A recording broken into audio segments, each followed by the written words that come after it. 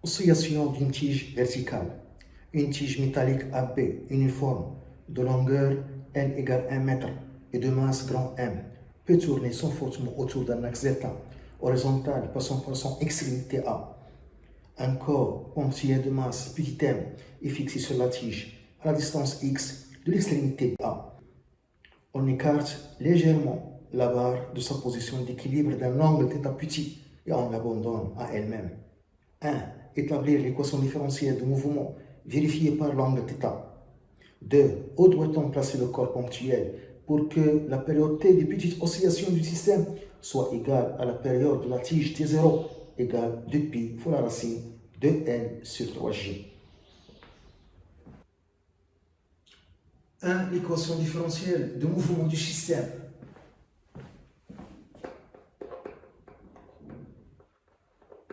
L'équation différentielle du mouvement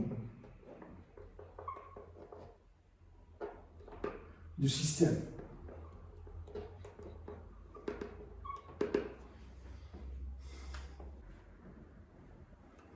Le schéma, la tige de masse grand M et de longueur L, sur laquelle est fixé un corps ponctuel de masse petit m qui se trouve à la distance x de l'axe θ de rotation. Le système est en équilibre stable, car lorsque je l'écarte de cette position d'équilibre stable, elle revient à cette position avec un mouvement oscillatoire, aller-retour, aller-retour, autour de la position d'équilibre stable. À un instant t, on a cette position, repérée par l'angle θ. Au cours du mouvement du système, il est soumis au poids P de la tige, au poids P' de la masse ponctuelle du corps ponctuel et à la réaction R exercée par l'axe θ. Pour trouver l'équation différentielle de mouvement du système, on applique la relation fondamentale de la dynamique de rotation sur le système. Relation fondamentale de la dynamique de rotation sur le système. La somme des moments des forces appliquées par rapport à l'axe θ est égale au moment d'inertie Gδ du système fois l'accélération angulaire θ de point du système. Il y a le poids P, son moment par rapport à δ, et il y a le moment de poids P' du corps ponctuel par rapport à δ, plus le moment de réaction R de l'axe par rapport à δ est égal Gδ fois θ de point. Le moment d'inertie Gδ du système égale au moment d'inertie de la tige par rapport à δ plus le moment d'inertie du corps ponctuel de masse m par rapport à δ. Le moment d'inertie de la tige par rapport à δ qui passe par son extrémité, c'est 1 sur 3 fois sa masse grand M fois sa longueur au carré, plus le moment d'inertie du corps ponctuel de masse petit m par rapport à δ. Le corps ponctuel se trouve à la distance x de δ. Donc son moment d'inertie par rapport à δ, c'est sa masse fois x au carré. Le moment de poids P de la tige, on voit d'abord que le poids P tend à faire tourner la tige dans le sens négatif. C'est ça le sens positif choisi. Donc le moment de poids P est négatif, moins. L'intensité de poids P, c'est grand M fois G, fois la distance entre la droite d'action de poids P et δ. C'est ça la droite d'action de poids P. Δ est comme ça. La distance, on projette δ sur la droite d'action. On doit avoir ici un angle droit. C'est ça la distance. Égale à cette distance qui est le côté opposé de θ, qui est égal à l'hypoténuse qui est L sur 2 fois sinus θ. La tige est uniforme, homogène. J se trouve au milieu. Donc cette distance entre la droite d'action de poids P et δ, c'est L sur 2 fois sinus θ, plus le moment d'inertie de poids P' du corps ponctuel de masse petit m. La même chose, c'est ça le sens positif choisi. on voit que le poids P' tend à faire tourner la tige dans le sens négatif. Donc son mot est négatif. Moins égale à l'intensité de poids P', M fois G fois la distance entre la droite d'action de poids P' et delta. C'est ça la droite d'action de poids P', delta. Comme ça. Donc la distance, on projette delta sur la droite d'action. C'est ça la distance. Égale à cette distance. Qui est le côté opposé de θ? Mais l'hypoténuse, cette fois-ci x. Donc x fois sinus θ. Plus le mot d'inertie de la réaction R. La réaction R coupe delta. C'est la force exercée par delta. Donc son mot est égal à 0. Est égal G delta fois θ de point. Je peux ici factoriser par G sinus θ. Et je vais écrire tous les termes dans le même nombre. G delta fois θ de point plus en factorisant par G sinus θ. La somme est égale à 0. Entre parenthèses, il y a M fois L sur 2 plus petit m fois x. Je divise les deux nombres par G delta. Le moment d'inertie du système, 1 sur 3, grand M fois L au carré plus petit m fois x au carré. Je vais avoir θ de point plus grand M fois L sur 2 plus m fois x sur G delta. Le tout fois G fois sinus θ est égal à 0. C'est l'équation différentielle de mouvement du système. La solution de cette équation différentielle n'est pas sinusoïdale à cause du sinus θ. On a dit dans les données que θ est petit. Dans ces conditions, sinus θ presque égal à θ en radian. Et dans ce cas, la solution de l'équation différentielle est sinusoïdale. Puisque θ est petit, θ inférieur ou égal à 15 degrés, qui est égal à 0,26 radians. On peut écrire sinus θ presque égal à θ en radians. Et l'équation différentielle devient θ de point plus grand M fois L sur 2 plus M fois X sur G delta. Le tout fois G fois θ est égal à 0. La solution de cette équation différentielle est sinusoïdale qui s'écrit son équation horaire θ de t est égal l'amplitude θn fois cosinus de pi sur t fois le temps t plus phi de la distance x.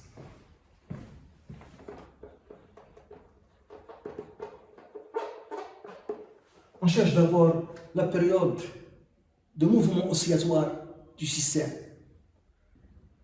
On cherche d'abord la période t des oscillations du système. Pour cela, on dérive deux fois θ et je remplace dans l'équation différentielle. On a θ point de t est égal moins θn fois 2pi sur t fois sinus 2pi sur t fois t plus phi. On dérive une deuxième fois θ de point de t est égal moins θn fois 2pi sur t le tout au carré fois cosinus 2pi sur t fois t plus phi. Et je remplace dans l'équation différentielle avec G delta est égal la somme des moments d'inertie de la tige et du corps ponctuel 1 sur 3 ml carré plus n fois x au carré. On a l'équation différentielle θ de point plus grand M fois L sur 2 plus petit m fois x sur G delta, le tout fois G fois θ est égal à 0. On a la solution θ est égal θm cosinus de pi sur t fois t plus phi, la dérivée seconde est égale moins θm fois 2pi sur t le tout au carré fois cosinus de pi sur t fois t plus phi. Je remplace dans l'équation différentielle et par suite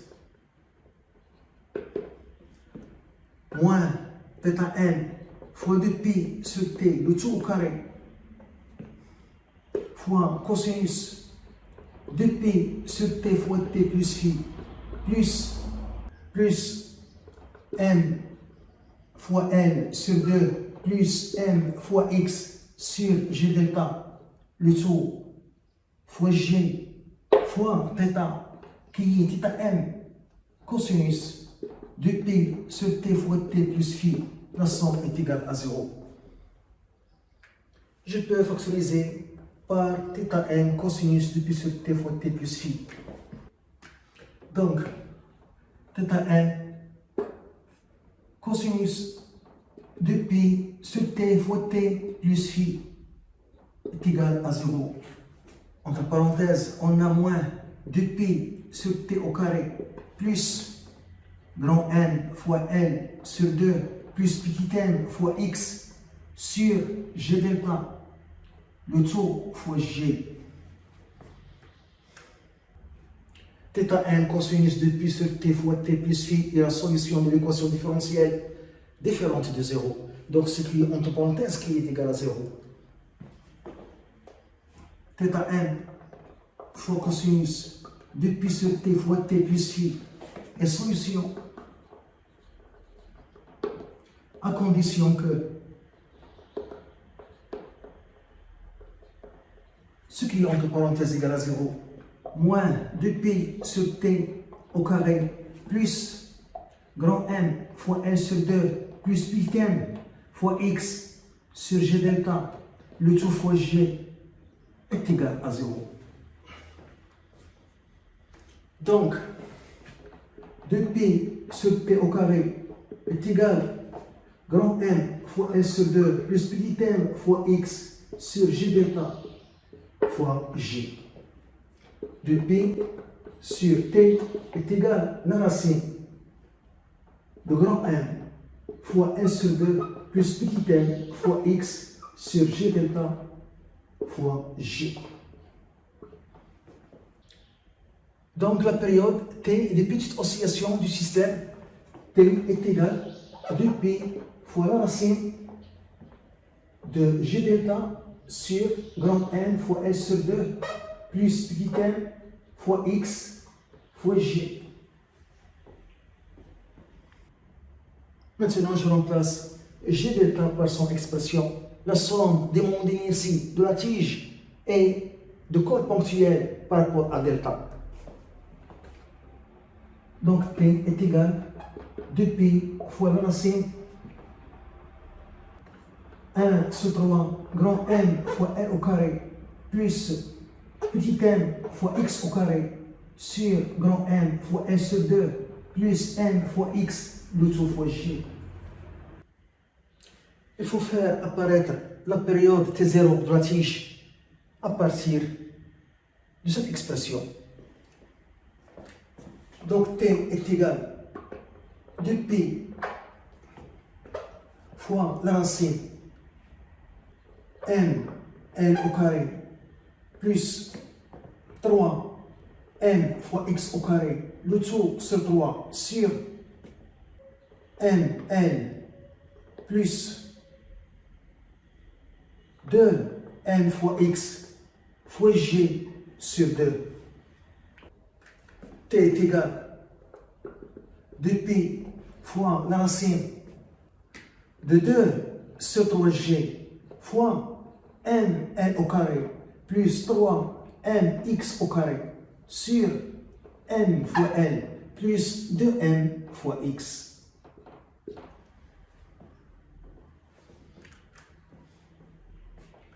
Pour faire apparaître l'expression de la période T0 de la tige, je dois ici factoriser par L.